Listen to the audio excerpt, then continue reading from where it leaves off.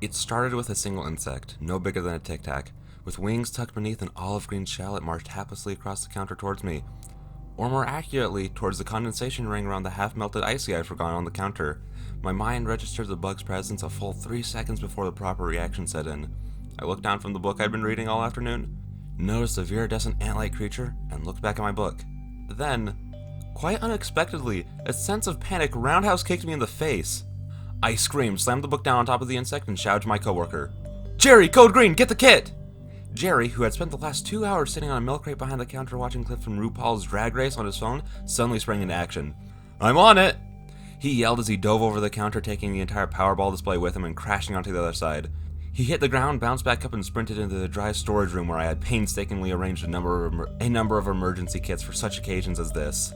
For those of you new to this blog, I should probably take a second and explain a few things. The gas station where Jerry and I work has been around for a long time, at least as long as the town it was built next to. It has a rich and complicated history that I won't bore you with, but suffice to say that weird things happen here. More specifically, bad things happen here. I hate using the word cursed, but there have been so many deaths and dismemberments on company grounds that people around these parts refer to ambulances as gas station wagons. So I'll let you do the math. The previous owners didn't seem to care all that much about the tragic accidents that kept occurring under their watch. At times I wondered if they were somehow in on it. If they were secretly observing the employees via hidden cameras like we were some kind of giant messed up game of The Sims. Of course things changed after the owners' bodies were found a few miles down the road under what can best be described as mysterious circumstances. With them out of the picture, the burden of safety somehow fell upon my shoulders. I was determined to make sure nobody else ended up like the owners if I could help it. Admittedly, I may have dropped the ball a couple of times, but that's a story for later. I was determined to learn from past mistakes and spent several weeks and hundreds of overtime hours putting together the emergency responses kit. In the supply closet, each clearly marked for the type of scenario it was meant to maintain. I was ready for almost anything the universe could throw at me. There was a box for Code Blues, gasoline powdered backup generator, CV radio, portable stove, blankets. I made a kit for Code Yellows, EpiPen, anti-venom, Celox powder, heavy-duty zip ties. I had a storage tube on the top shelf for any Code Pinks, bone saws, plastic drop clothes, contractor bags, disposable coveralls, goggles, and of course, should all hope finally be lost, there was a shoebox in there for Code Reds. God help us if it ever comes down to a Code Red. Jerry ran out of the storage closet with the box labeled Code Green for emergencies only, in his arms, nearly slamming into Mr. Abraham along the way. "Hey, what the hell?" Abraham grunted. I met Jerry in the center of the room. "No time to explain," I yelled, tearing into the box before he'd even dropped it to the floor. The first thing that came out was a bulk-sized roll of duct tape. I tossed it to Jerry's arms and pointed to the front door. "Get the cracks, the vents, the windowsills, the spider holes, anywhere where we're exposed to the outside.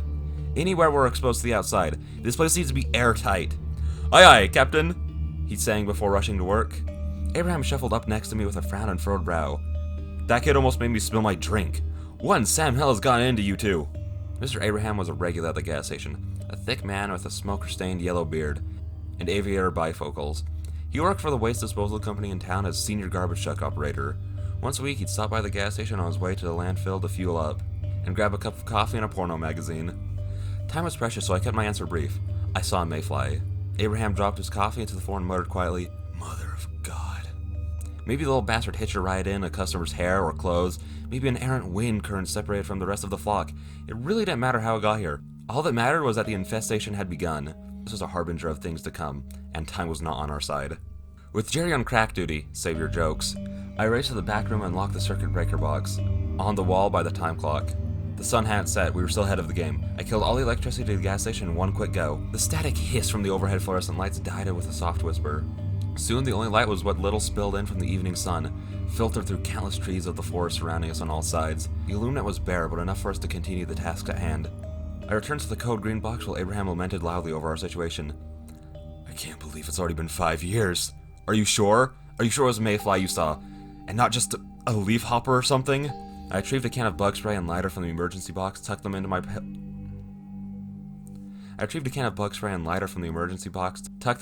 pocket, then pulled out the case of surgical masks. It wasn't a leaf hopper, trust me. I equipped the mask and offered this case to Abraham. He didn't hesitate to pull one out for himself. I was lucky he was local. That meant I didn't have to waste any precious time explaining what was going on, or why this was so urgent. He fumbled with the mask in his hands and worked his way through the denial stage of terror. "Could have been a thrip or an aphid. I know what I saw, I'm very observant." I should have known the universe wouldn't let me get away with a statement like that. Excuse me? The unexpected voice in my ear made me jump. I spun around to see the dark shape of a person standing only a few inches away and blurted out the question, "Where did you come from?" She answered, "I've been here the whole time. What's going on? Was there a power failure? Can I still check out?" I bent down and grabbed one of the 2 emergency flashlights and flicked it on, casting the room in an eerie red glow. Now I could see exactly who or what I was talking to. She was my age, a couple inches shorter with short blonde hair and at least 10 piercings per ear. She had a black lace choker around her neck with a pentagram pendant dangling in front, and a leather jacket zipped all the way up. She also had orange and white stripes on her cheeks, a coal-black nose, 2 furry ears on top of her head, and fishnet stockings. Whoever she was, she definitely wasn't local. I instinctively took a step back and gripped the flashlight tighter in case I was about to need to defend myself, but the young woman wasn't attacking anyone. In fact, she looked as confused as I felt. You know things are bad when your first assumption is that you're being invaded by fox people, but these days I can't really take any chances. "Why do you look like that?" I asked before I had time to realize how rude that sounded. "I'm on my way to a Halloween party. Why do you look like that?" "There's an emergency." She didn't seem impressed. "What happened?" "Nothing yet, but something's about to happen." She crossed her arms and gave me a look that said, "I'm not buying it." "Well, in that case, I think I should be on my way." She dropped a handful of groceries she'd been carrying onto the front counter and took a step for the door. "Wait!" I called out. She turned back to face me but didn't stop. She just took small steps backwards, ever closer where Jerry was busily running lines of duct tape and sealing up her intended exit.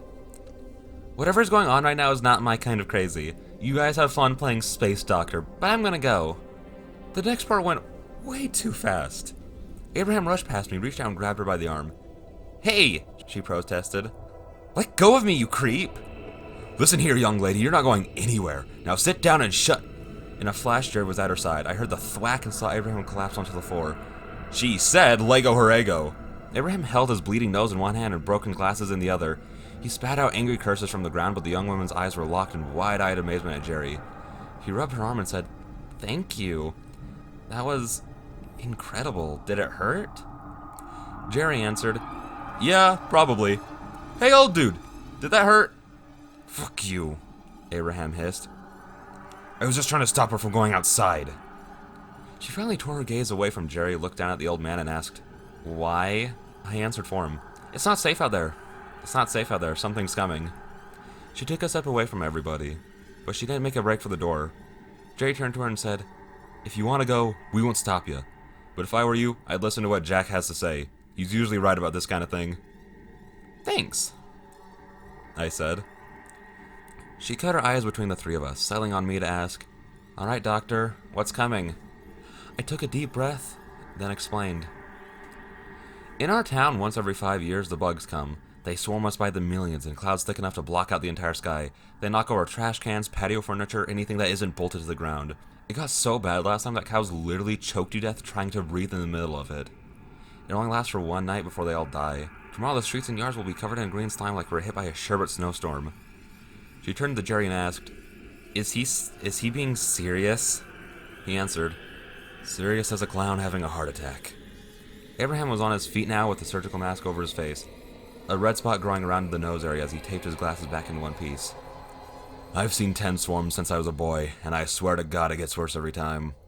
I don't know if it's global warming for us all the chemicals they keep dumping into our creek, but these some bitches are getting stronger and meaner. Jack, are you absolutely certain it was a mayfly you saw?" She laughed. Wait, what? You guys are getting your panties into a bunch over mayflies? "It's not really mayflies," I explained. "That's just what we call them." "It's October. We couldn't be any further from May. Why do you call them mayflies?" She had a good point there. It took a second to reflect on this. Why did we all agree to use such an obviously inaccurate nomenclature for this periodic shitstorm of biblical magnitude? Why didn't we call them something more appropriate like nightmare bugs or hell swarmers or dick gnats? I tried to think back to the first swarm I could remember. It was 15 years earlier. I was a child, and some men in suits came and talked to our elementary school class the day after the swarm. They stuck around for the entire school day, but my memories from that far back are seldom precise and hardly reliable. The only detail that really stuck with me was when the men insisted we shouldn't talk about the mayflies. We shouldn't mention them to anyone from out of town, not even family. They explained that it was extremely rude to discuss mayflies, and if we ever brought up mayflies with an adult, they would be very mad at us. I might have dismissed those memories as having been mangled through the filters of childhood ignorance and time. But the men came back again 5 years later to talk to my high school class. This time they were less interested in intimidation tactics and more interested in data mining. They handed out survey forms with questions like, did you see the swarm? Were you in the swarm? Were you bitten? Did this bite break skin? Did any of the mayfly remnants enter any orifice of your body? Do you know any other residents who may have ingested mayfly remnants? After collecting our answers, the men gave a short speech on mayfly safety. Never drive in a swarm. Stay inside and turn off the lights. Do not touch or eat mayflies.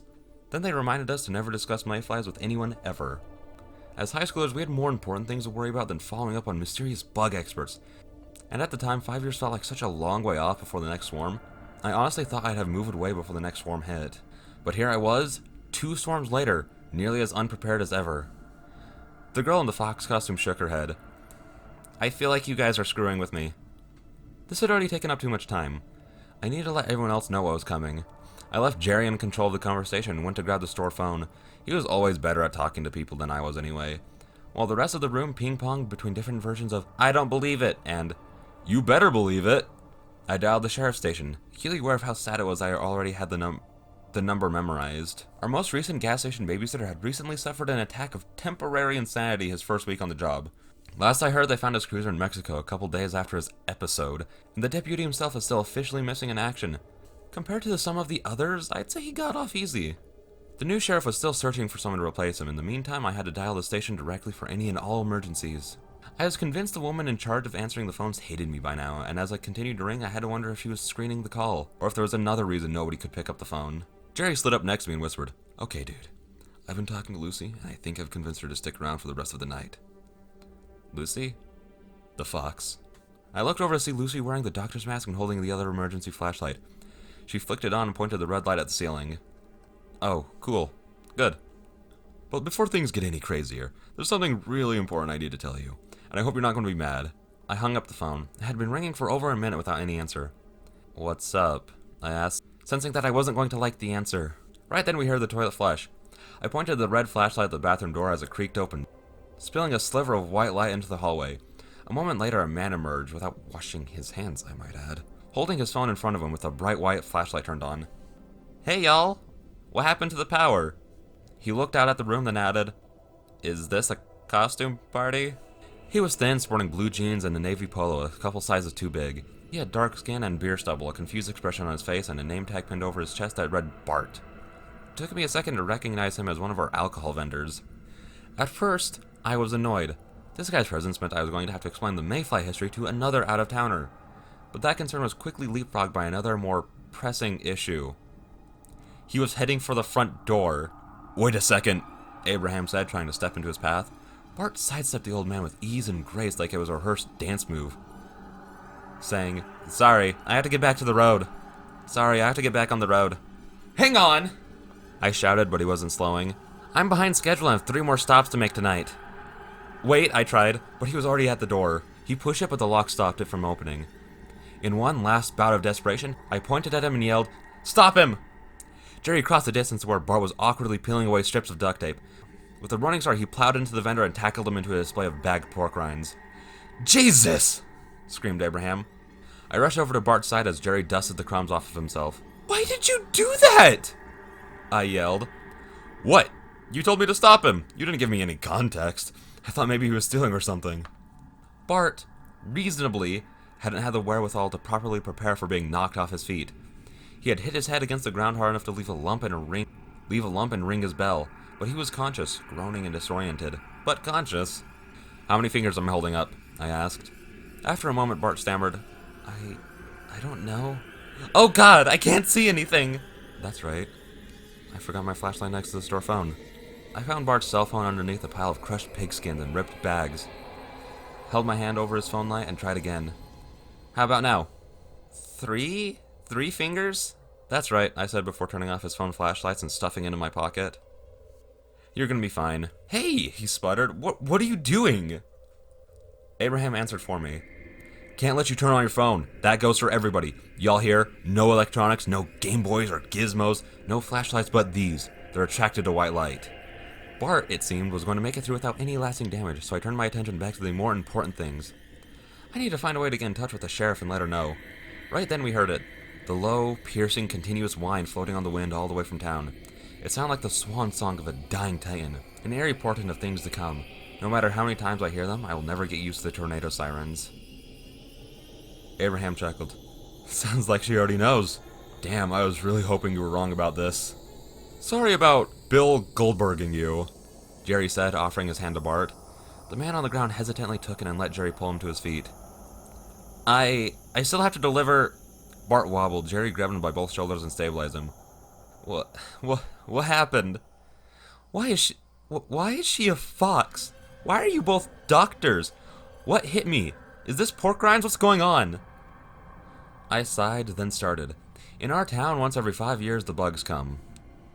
By the time I finished explaining it all for the second and hopefully last time, the mood of the room had drastically changed. Lucy and Jerry were sitting at a booth by the window, sharing a six-pack of White Claw. Abraham was leaning against the counter, rolling himself a cigarette, and poor Bart was back on the ground, sitting cross-legged, holding an ice bag against the back of his head, and staring out the taped-up window at his delivery van on the other side. The only sound was the steady wailing of far-off tornado sirens and the occasional slurp of a drink. Nobody was looking in my direction. Part of me wondered if anybody had been listening at all, or if I just retold the whole story for nothing. Any questions? I asked. Lucy pricked up like the idea that just struck her was electrified. Oh my god, what about the trick-or-treaters? There aren't any. Our town outlawed that a long time ago, I answered. No offense, said Bart, but your town kinda sucks. None taken.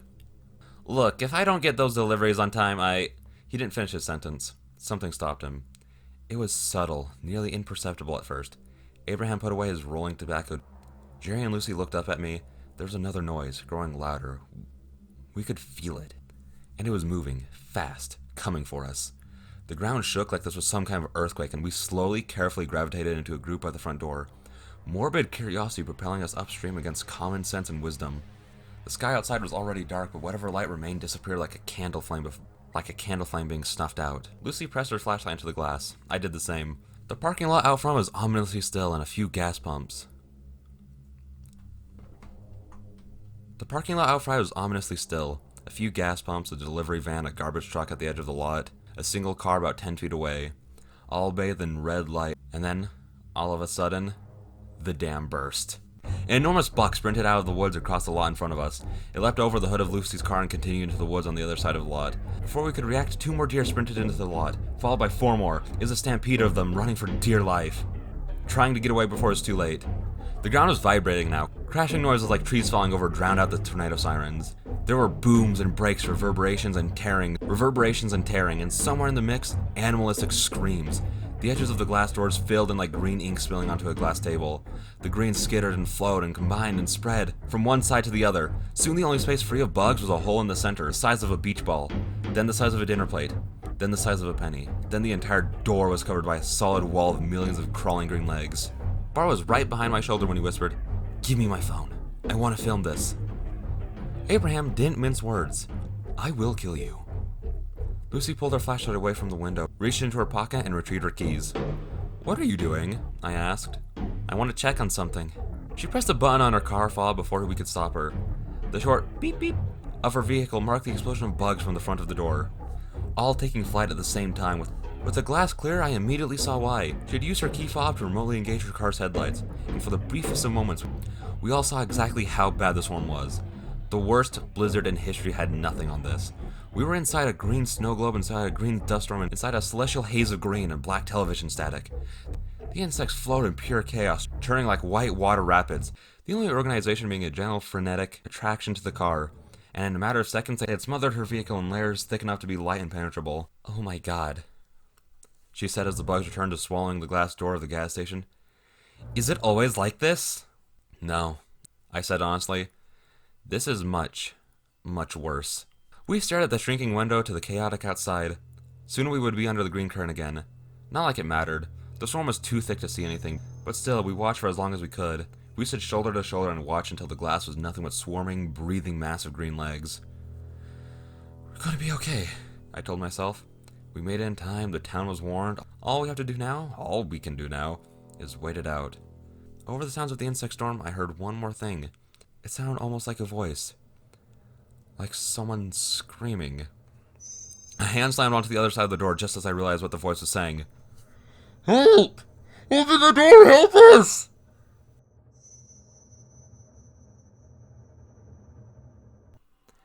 Hey there, lovelies. I just want to say thank you for listening to tonight's story. If you liked it and want to stay up to date on everything that I do on this channel, then why not subscribe? Now, really quick before you go, if you want to support the original writers of these stories, in the description below there's a link to Gas Station Jack's blog, and there's an Amazon link to where you can find Tales from the Gas Station Volume 1 and Volume 2. It'd be really awesome if you guys could support the original writers, and with that, I wish you guys a good night.